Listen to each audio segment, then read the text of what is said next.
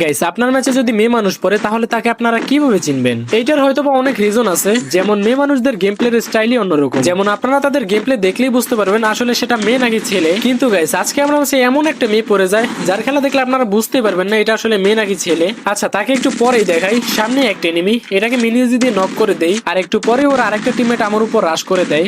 এটাকেও two shooter দিয়ে দুইটা শট দিয়ে ডাউন করে দেই, আর একটু পরে ওর আরেকটা টিমমেট আমাকে এসে ডাউন করে দেয়। আচ্ছা যাই হোক, তারপরে রিভাইভ পেয়ে আবারও পিকে চলে আসি। আচ্ছা গাইস, এখনই আপনারা সেই মেয়েটার গেম প্লে দেখতে পারবেন যে একটা মেয়েও এতটা ভালো গেম প্লে করতে পারে। তো দেখেন, প্রথমে এখানে দুইটা এনিমি আমার উপর রাশ করে দেয়। একটাকে তো অনেক কষ্টে ডাউন করি, তারপর আরো একটাকে ডাউন করি, আর তারপর ওর কিলটাকে যখনই ফিনিশ করতে যাই তখন পিছন থেকে একটা এনিমি আমাকে ডাউন করে দেয়। আর এইখানে দেখেন আমাদের এক নাম্বার আপুরা আমাকে কি সুন্দর করে ব্যাকআপ দিচ্ছে। আচ্ছা, এতটুকু দেখে তো প্রমাণ হয় না যে একটা মেয়ে ভালো খেলে। চলেন আরো একটা সিচুয়েশন দেখাই। এখানে সামনে একটা এনিমি, এটাকে মারতে গিয়ে আমি ডাউন হয়ে যাই, আর তখনই আমার এক নাম্বার আপুটা গিয়ে দেখেন তাকে নক করে দেয়, আর আমাকেও এসে রিভাইভ দিয়ে দেয়। আচ্ছা যাই হোক, এটা দেখে তো আমি মনে মনে অনেক খুশি হচ্ছিলাম যে একটা মেয়েও এত সুন্দর ভালো গেম প্লে করতে পারে। কিন্তু শেষে গিয়ে আমার টিমমেটের কাছ থেকে শুনি এইটা নাকি একটা ছেলে ছিল।